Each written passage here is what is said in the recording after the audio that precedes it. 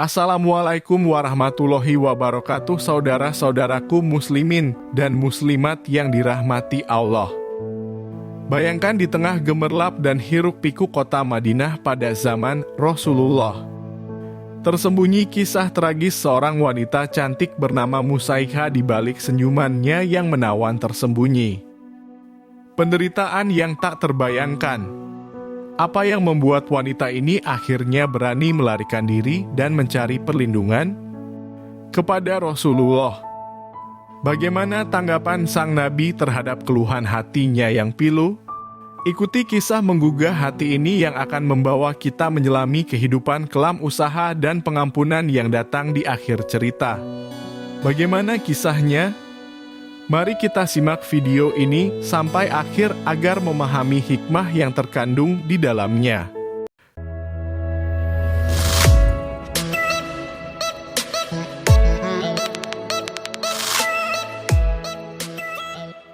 Saudara-saudaraku muslimin dan muslimat yang dirahmati Allah.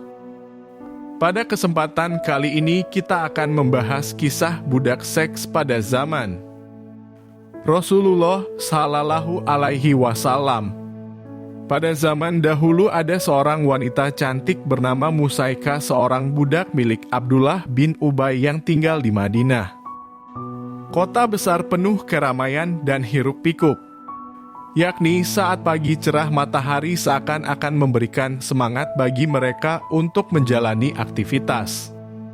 Orang Madinah umumnya beraktivitas, tetapi tidak bagi Musaikha yang harus bergumul setiap hari dengan penderitaan dari Abdullah bin Ubay. Tak lama kemudian terdengarlah suara pintu diketuk. Abdullah bin Ubay beranjak dari tempat duduknya. Ternyata saudagar kaya raya dari Mesir yang datang. "Wahai Ubay, bagaimana pesananku? Masih adakah budak cantikmu?" Tanya si saudagar. "Sudah saya siapkan tuan, tapi sekarang tarifnya naik," kata Abdullah bin Ubay. Lantas sang saudagar kaya raya memberikan sekantong uang kepada Ubay. "Ini ada 400 dinar, cukupkah ini untuk melayani aku dan teman-temanku?" Tanya sang saudagar sedikit mengejek. "Cukup, Tuan, akan segera saya siapkan," jawab Abdullah bin Ubay. Di saat itu Abdullah bin Ubay memanggil Musaikha. "Musaikha, bersiap-siaplah mandi dan bersihkan dirimu pakai parfum dan layani tamuku.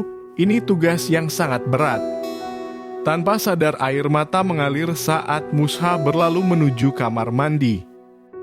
Di dalam kamar mandi, dia merenungi bagaimana cara agar bisa keluar dan bebas dari tuannya yang biadab. Selang beberapa waktu pintu kamar mandi digebrak oleh Abdullah bin Ubay. "Cepat, tamuku sudah menunggu." Musaikha pun keluar dengan air mata mengalir di pipinya. Abdullah menarik Musa ke kamarnya, terdengar dari pintu yang membuka kamar Musaikha. Ternyata benar ada 4 orang tamu. Abdullah bin Ubay masuk bersamaan ke dalam kamar Musaikha. Kenikmatan terpaksa harus dirasakan lagi dan lagi oleh Musaikha. Budak cantik ini harus melayani birahi haram dari tamu-tamu. Abdullah bin Ubay hanya karena imbalan dinar. Seakan tembok kamar menjadi saksi kebiadaban yang dirasakannya. Kejadian ini membuat Musaikha mencoba untuk memberanikan diri. "Tuanku, apakah Tuan sadar apa yang telah Tuan lakukan?" tanya Musaikha pelan. Abdullah bin Ubay melirik ke arah Musaikha. "Memangnya ada yang salah dengan apa yang kulakukan?" jawab Abdullah. "Tuanku, menjajakan saya bukanlah hal yang dihalalkan oleh Allah," kata Musaikha memberanikan diri. Tanpa ada angin, tiba-tiba tamparan Abdullah mengarah ke pipi Musaikha. "Apa yang kau tahu tentang Allah? Kau adalah budakku, ingat itu." Lalu berlalulah Abdullah bin Ubay dari Musaikha. Musaikha pun masuk ke kamarnya. Dia ingat dia bisa mengadukan kejadian ini kepada Rasulullah Muhammad Sallallahu Alaihi Wasallam. Dengan keberanian Musaikha berlari menuju ke rumah Rasulullah. Di sisi lain, Rasulullah Muhammad Sallallahu Alaihi Wasallam sedang berzikir setelah selesai sholat subuh. Tiba-tiba Rasulullah merasakan angin sejuk semilir membawa aroma surgawi. Benar saja malaikat Jibril datang kepada Rasulullah dengan membawa wahyu. Setelah saling mengucapkan salam malaikat, Jibril pun menyampaikan, "Wahyu wahai Habibullah, apabila ada wanita mukmin yang ingin berbayat, mereka adalah mukminah yang lemah. Mereka tidak mengada-ada dalam perkataannya. Mereka tidak akan menyengsarakanmu. Maka terimalah baiat mereka ya Habibullah." Tak lama kemudian terdengarlah alunan langkah penuh kepasrahan datang kepada Rasulullah. Dialah Musaikha yang datang dengan ketakutan dan keberanian. Langkahnya yang datang tersebut disambut oleh Rasulullah yang bersabda, "Musaikha, Allah Subhanahu wa Ta'ala telah mendengar suara jeritanmu." Musaikha pun berkata, "Alhamdulillah ya Rasulullah. Aku datang ingin memohon perlindungan dan ingin berbayat." Rasulullah bersabda, "Engkau telah berada di bawah perlindungan Allah dan Rasul-Nya. Sekarang engkau bebas di mata Allah dan para mukmin." Penjelasan Rasulullah, Musaikha terasa lepas dari segala beban kekelaman yang hampir merenggut dirinya. Sujud syukur alhamdulillah Musaikha lakukan. Penuh haru dan harapan baru pun mulai terasa.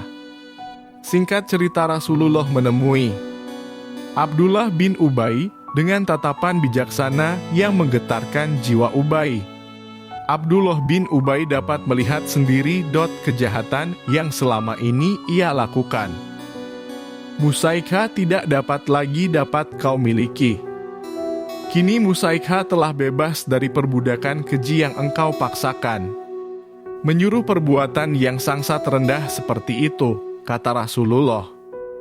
Abdullah bin Ubay pun pergi dari kerumunan orang yang berkumpul di situ. Kearifan dan keteduhan kalimat yang keluar dari mulut Rasulullah membuat orang Madinah yang mendengarkan berkumpul menjadi senang. Belenggu penindasan terhadap orang kecil mulai terangkat oleh hikmah dari kejadian Musaikha. Beberapa tahun kemudian, Abdullah bin Ubay jatuh sakit. Sakitnya sangat parah seolah waktu untuk pergi dari dunia sudah sejengkal lagi. Abdullah bin Ubay didamping oleh salah satu anaknya yang saleh. Anak tersebut adalah pengikut Rasulullah. Abdullah bin Ubay memohon kepada anak pergi ke rumah Rasulullah. Abdullah bin Ubay memohon kepada anak pergi ke rumah Rasulullah. "Wahai anakku, sampaikan kepada Rasulullah, bolehkah sekiranya dalam akhir hayatku aku terselimuti oleh jubahnya?" Pinta Abdullah bin Ubay. Sang anak pun bergegas ke rumah Rasulullah. Meskipun dia sadari bahwa ayahnya pernah mengukir kekelaman sejarah di Madinah, tetapi keyakinan anaknya tahu bahwa Rasulullah memiliki sifat kasih sayang. Singkat cerita, Rasulullah datang bersama Sayyidina Umar. Abdullah bin Ubay memohon maaf, dan di sisa umurnya dia bertaubat kepada Allah. Rasulullah pun memaafkan Abdullah, meskipun Umar sedikit menolak tindakan Rasulullah. Rasulullah bersabda kepada Umar, "Wahai Umar, bukankah Allah mengajarkan kepada kita untuk menjadi hamba yang mudah memaafkan? Bukanlah Allah Maha Pengampun, sadarlah Umar." Tak lama kemudian, Abdullah bin Ubay menghembuskan nafas terakhirnya. Kesimpulan dari kisah ini adalah sebuah perjalanan dari penderitaan menuju pembebasan dan pemahaman Musaikha, seorang budak yang dipaksa melayani tamu-tamu majikannya.